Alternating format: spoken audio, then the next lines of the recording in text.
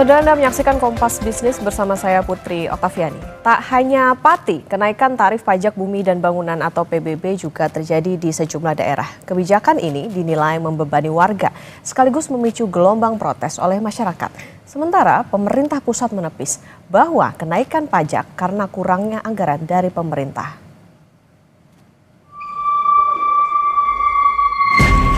Rencana kenaikan pajak bumi dan bangunan alias PBB Perdesaan dan Perkotaan atau PBBP 2 di Pati, Jawa Tengah hingga 250% memicu aksi protes oleh warga. Meski batal diberlakukan, namun warga terlanjur kecewa atas sikap Bupati Pati yang dinilai tak pro rakyat. Tak hanya di Pati, di Bone, Sulawesi Selatan, unjuk rasa menolak kenaikan pajak bumi dan bangunan atau PBBP 2 sampai 300% juga berakhir ricuh. Dua kelompok mahasiswa HMI dan PMII cabang Bone terlibat bentrok dengan aparat keamanan. Kenaikan pajak daerah juga terjadi di Cirebon, Jawa Barat. Paguyuban Pelangi Cirebon menuntut Wali Kota Cirebon segera membatalkan kenaikan pajak bumi bangunan Kota Cirebon yang sampai 1000%. Warga menilai kenaikan PBB ini tidak masuk akal di tengah kondisi ekonomi tidak menentu. Kami berharap agar PBB kembali seperti 2023. Memang dinaikkan Bu PBB-nya. Dengan Perda nomor 1 tahun 2024, PBB naik seluruh merata minimal itu 150%. Sampai 1000% dan hampir semua ini adalah keresahan masyarakat. Hanya saja mereka tidak ada yang berani speak up, berbicara. Sementara di Jombang, Jawa Timur, kenaikan PBB hingga 200% akan kembali dikaji. Bupati Jombang mengklaim tidak menaikkan tarif pajak bumi dan bangunan atau PBB. Ia bilang hanya menjalankan aturan yang telah ditetapkan pada tahun 2023 lalu. PBB P2 itu berdasarkan hasil Perda tahun 2023. Sudah berjalan di tahun 2004 dan 2005. Kami hanya menjalankan. Kalau ada masa keberatan pun stimulus pasti akan diberikan potongan. Dan coba lebih dari 16.000 orang minta pengurangan dan itu dilaksanakan. Bahkan kami membentuk tim khusus untuk penanganan pengaduan masyarakat. Kami tidak pernah menaikkan pajak. Kami hanya menjalankan apa yang dijalankan di tahun 2024. Ramainya kenaikan PBB di sejumlah daerah direspon oleh pemerintah. Mensesnek Prasetyo Hadi membantah anggapan bahwa kenaikan pajak daerah terjadi karena kurangnya anggaran dari pemerintah pusat. Tidak ada penyebabnya karena itu bukan ya. Itu kan memang kebijakan-kebijakan setiap pemerintah daerah dan memang berbeda-beda antara satu kabupaten dengan kabupaten yang lainnya. Bahkan di Kabupaten Pati dengan kabupaten di sebelahnya yang bersebelahan dengan Kabupaten Pati pun juga berbeda. Jadi bukan, menurut pendapat kami bukan karena itu.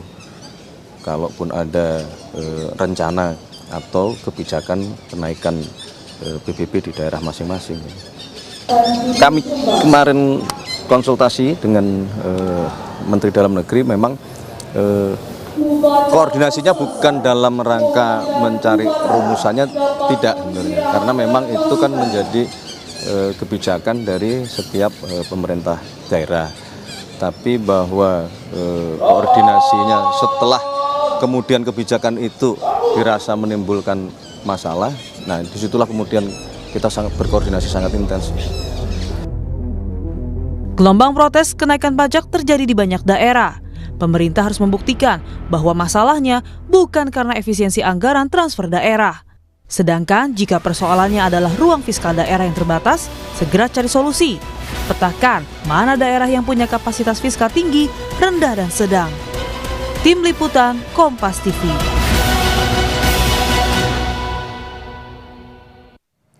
Ramai-ramai naikkan tarif PBB di sejumlah daerah menunjukkan kepanikan Pemda karena kurangnya pendapatan daerah akibat efisiensi anggaran pemerintah pusat.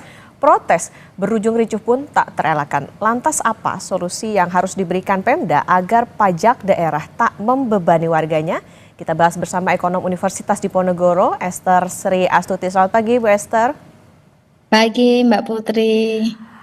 Bu Esther, pajak daerah kan naik, khusus PBB ada gejolak. Salah satu di Pati, Jawa Tengah, kemudian juga Cirebon, Jawa Barat, Bone, Sulawesi Selatan, dan Jombang, Jawa Timur. Fenomena apa sih ini, Bu, sepertinya? Ya, jadi ini kan memang di tengah kelesuan ya, ketidakpastian ekonomi, kemudian kelesuan ekonomi, kelambatan ekonomi. Jadi pemerintah daerah ini kan ingin meningkatkan kapasitas fiskal daerahnya. Nah, salah satu caranya adalah meningkatkan PAD-nya ya, meningkatkan pajak daerahnya gitu. Nah, PBB itu bisa dikatakan pajak daerah yang sangat potensial karena semua orang pasti bayar PBB gitu kan. Nah, jika itu dinaikkan maka akan terjadi lonjakan penerimaan dari pemerintah daerah. Namun hal ini yang dilakukan oleh Pemda itu seharusnya mereka bisa lebih kreatif ya. Ketika mereka meningkatkan PAD-nya, pendapatan asli daerahnya, tidak hanya dari pajak daerah, tetapi juga dari pos-pos yang lain, misalnya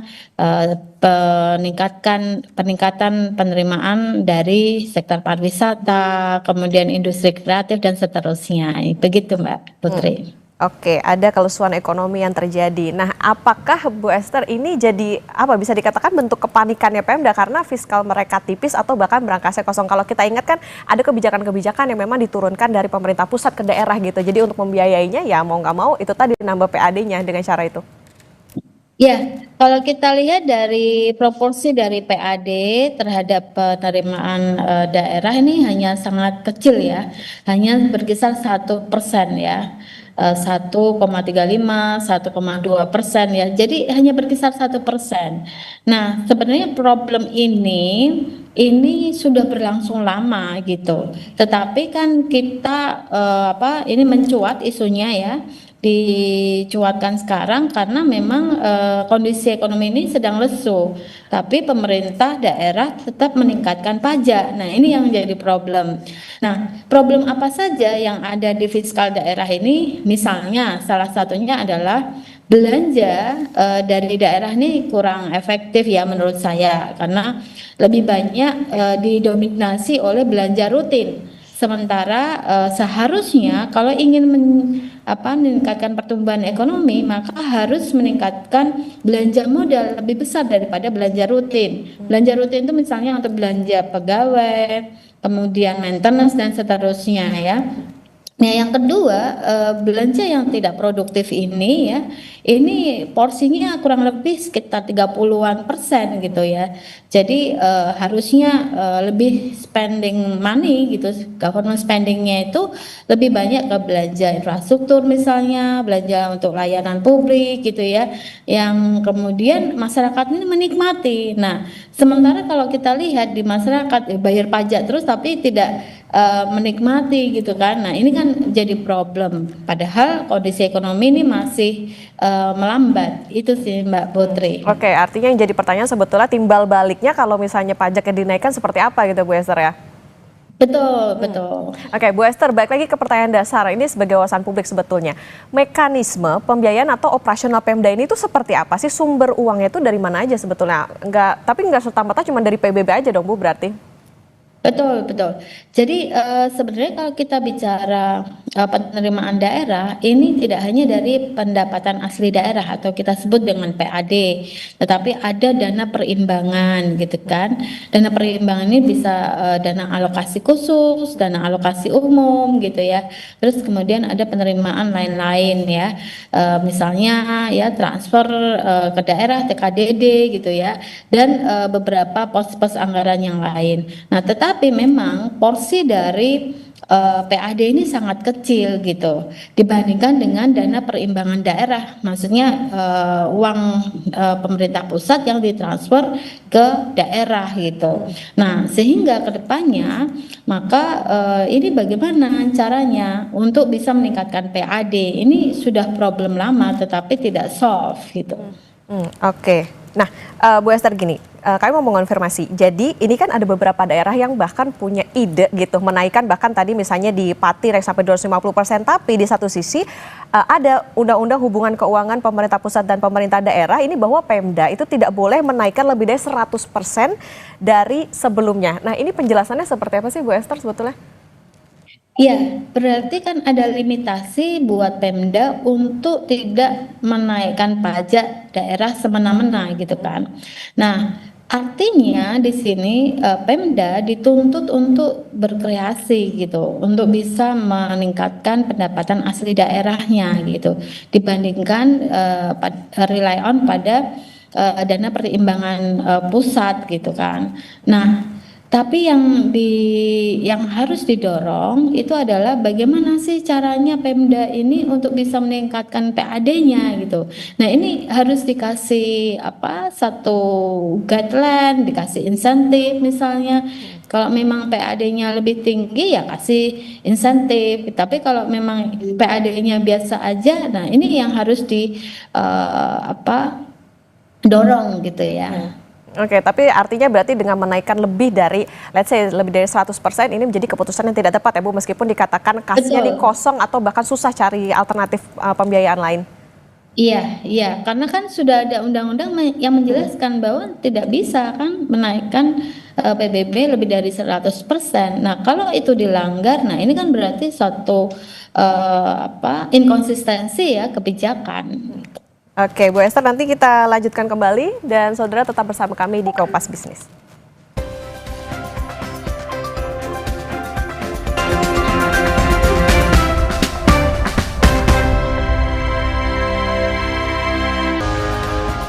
Kembali di Kompas Bisnis Saudara dan kita akan melanjutkan perbincangan bersama ekonom Universitas Diponegoro, Esther Sri Astuti. Bu Esther, kita lanjutkan kembali. Bu Esther, kalau kita melihat kan kayak kemarin misalnya di Pati begitu ya. Nah, tapi ada beberapa daerah juga yang menaikkan pajaknya gila-gilaan bisa dibilang gitu. Akankah gejolak yang merebak di banyak daerah ini bisa semakin meluas? Bupati Siak misalnya di sosial medianya bilang terang-terangan kalau nggak punya uang buat bayar sewa mobil. Ini kok kesannya jadi kayak pemerintah malakin rakyatnya aja nih Bu? Ya, memang ini menandakan bahwa pemerintah tidak aware ya dengan kondisi ekonomi yang sekarang melambat gitu. Sementara mereka hanya berpikir ya bahwa alokasi anggaran ini harus sesuai dan belanja harus as usual gitu kan. Jadi memang pengelolaan anggaran ini masih berlangsung business as usual gitu ya. Seperti apa? Ketika mereka spending banyak itu pada kuartal 4 gitu kan. Nah, sementara kuartal 1, 2, dan 3 itu masih rendah. Nah, harusnya ini tidak seperti itu ya, dibagi rata. Yang kemudian yang kedua adalah ketika kita lihat bahwa ada cutting anggaran, ini juga menjadi problem juga gitu. Nah, di sisi lain banyak anggaran yang masih tersimpan ya di perbankan gitu, di bank-bank daerah itu masih ada di sebagian besar pemerintah daerah gitu. Nah, ini juga harus dilihat lagi. Nah, kemudian kalau kita lihat lagi kalau di sini ya bahwa problem fiskal daerah ini akuntabilitasnya itu harus secara administratif itu juga harus dilihat lagi. Apakah hanya berdasarkan penyerapan anggaran saja, kalau misalnya serapan anggarannya sudah 100% sudah oke. Tapi kan sebenarnya bukan itu. Alokasi anggaran, serapan anggaran itu harus based on fungsinya gitu. Dan apakah memang alokasi anggaran itu berdampak pada masyarakat luas apa tidak? Harusnya sudah diubah ke arah sana. Jadi tidak semata-mata penyerapan anggaran gitu. Nah, ini kan menjadi dilema ya ketika mereka seakan-akan tidak punya uang gitu. Ya mungkin iya, tapi kan kita harus melihat memang PAD-nya sangat kecil gitu, 1%-an gitu. Nah, lalu mereka seperti apa? Harusnya seperti apa? Ya harus kreatif memang gitu. Jadi tidak rely on pada hanya dana transfer perimbangan pusat daerah. Yang kedua juga harus melihat lagi apakah memang alokasi anggaran itu sudah efisien, efektif atau tidak gitu. Kalau lebih banyak belanja rutin ya berarti harus dikurangi ya, harus lebih diefisienkan. Tetapi kan rumusnya kalau pengen tumbuh belanja modalnya harus lebih banyak. Nah ini yang harus dirubah Mbak. Oke, utak-atik anggarannya nih sebetulnya yang dipermasalahkan kalau terutama di daerah. Bu Esther, artinya gini, permasalahannya dasarnya itu kan fiskal ya. Nah, perlukah pemerintah pusat akhirnya masuk? Apakah aturannya memungkinkan?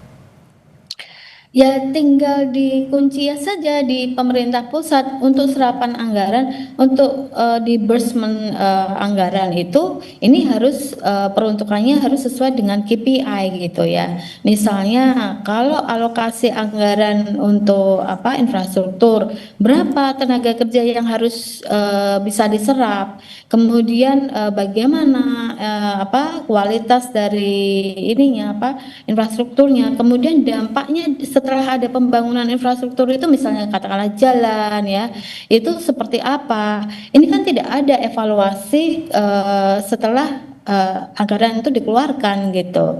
Yang ada ya cuma disbursement aja, serapan anggaran itu seperti itu saja, tetapi tidak dilakukan evaluasi. Nah, ini kan harusnya bisa dikunci ya di pemerintah pusat, bagaimana Pemda ini bisa diatur gitu. Oke, let's say artinya ada harusnya ada evaluasi nih dari pemerintah pusat dengan apa yang terjadi di beberapa daerah, termasuk juga yang kemarin terjadi di Pati. Bu Esther, daerah yang sedang bergejolak ini tentang pajak bumi dan bangunan, ini bisa dikategorikan dalam fiskal rendah, sedang atau tinggi? Apa sebetulnya solusinya, terutama kalau misalnya bupatinya bukan petahana? Ya. Jadi kalau kita lihat nih data menunjukkan memang ada beberapa daerah yang sangat tergantung ya dengan dana perimbangan pusat daerah gitu. Nah berapa banyak gitu. Karena saya bisa sebutkan nih menurut data hanya beberapa saja yang sangat kuat ya. Misalnya kita lihat Jawa pasti DKI Jakarta, Jawa Barat, Jawa Tengah, DIY gitu ya. Bukan DIY enggak. Jawa Tengah, Jawa Barat, DKI Jakarta. Kemudian Banten itu mereka sangat kuat ya. Tidak tergantung oleh dana perimbangan pusat daerah gitu. Nah, sementara Sumatera Utara ya, kemudian Riau itu dan Kalimantan Timur itu juga relatif kuat gitu. Nah, daerah-daerah yang lain ini masih sangat tergantung oleh dana perimbangan pusat daerah. Nah, ini kan sebenarnya tidak hanya terjadi pada tahun 2025. Ini sudah menjadi problem ya beberapa tahun belakangan gitu. Nah, artinya perlu guideline dari pemerintah pusat untuk bisa meningkatkan pendapatan asli daerahnya. Tidak hanya himbauan saja, daerah harus kreatif. So what gitu? Bagaimana caranya? Mereka perlu guidance itu sih Mbak Putri. Oke, berarti artinya gini Bu, evaluasinya apa sih sebetulnya terutama bagi pemerintah pusat, karena ini kan terjadi di beberapa daerah, tidak hanya di satu daerah saja, supaya jangan sampai terjadi lagi nih tiba-tiba naikin PBB-nya lebih tinggi lagi. Kalau tadi dikatakan oleh Bu Esther ya kondisinya sekarang ekonominya lagi sulit nih buat masyarakat. Yang bisa dilakukan adalah mengatur lagi ya belanjanya. Jadi yang pertama tadi yang saya katakan, belanja rutin ya harus lebih kecil daripada belanja modal ya. Kemudian diatur. Yang kedua, cara mengaturnya, alokasi anggaran atau pengeluaran anggaran itu harus berdasarkan fungsinya dan bagaimana multiplier efeknya kepada masyarakat di daerah tersebut. Nah, itu harus diukur, tidak hanya sekedar serapan anggaran saja gitu. Nah, jadi dengan demikian alokasi anggaran itu memang benar-benar sesuai fungsinya dan memang berdampak pada masyarakat luas gitu. Jadi orang bayar pajak itu bisa merasakan hasilnya seperti apa, mereka menikmati ya. Saya katakan misalnya di negara yang lain misalnya, orang bayar pajak itu ya happy-happy aja ya. Karena mereka menikmati imbal baliknya. Misalnya mereka dapat seperti kalau mereka menganggur gitu ya, mereka dapat itu tunjangan selama 2 tahun menganggur karena mereka sudah bayar pajak sebelumnya gitu. Nah ini kan di sini tidak ada, orang hanya dituntut bayar pajak, tetapi tidak ada imbal balik kepada masyarakat ya. Nah paling tidak kalau tidak bisa memberikan hal itu, maka harus alokasi anggaran ya, belanja anggaran pemerintah daerah ini harus berdampak pada masyarakat luas. Jadi jangan misalnya hanya bangun-bangun jalan aja, bikin kemacetan, tetapi masyarakat tidak merasakan loh ini uang pajak digunakan untuk bangun jalan, menambah kemacetan. Jalan sudah bagus masih ditinggikan, padahal itu tidak perlu. Nah ini kan hanya mengejar serapan anggaran gitu ya, tidak ada fungsinya dan tidak berdampak pada masyarakat gitu. Nah, yang ketiga yang harus dilakukan adalah meningkatkan penerimaannya. Sekali lagi, penerimaan pemerintah daerah atau penerimaan pemerintah itu tidak harus rely on pada pajak. Itu paling gampang memang.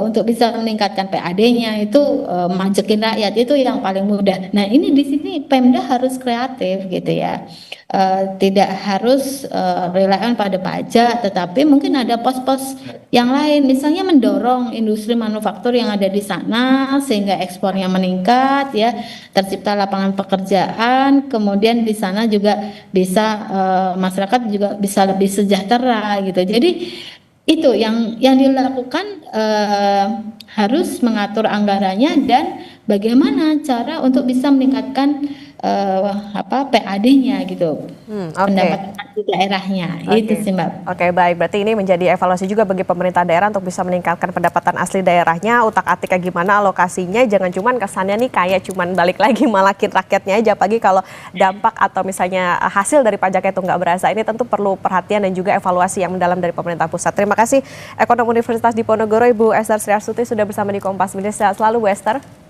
Sehat selalu Mbak Putri, terima kasih. Saudara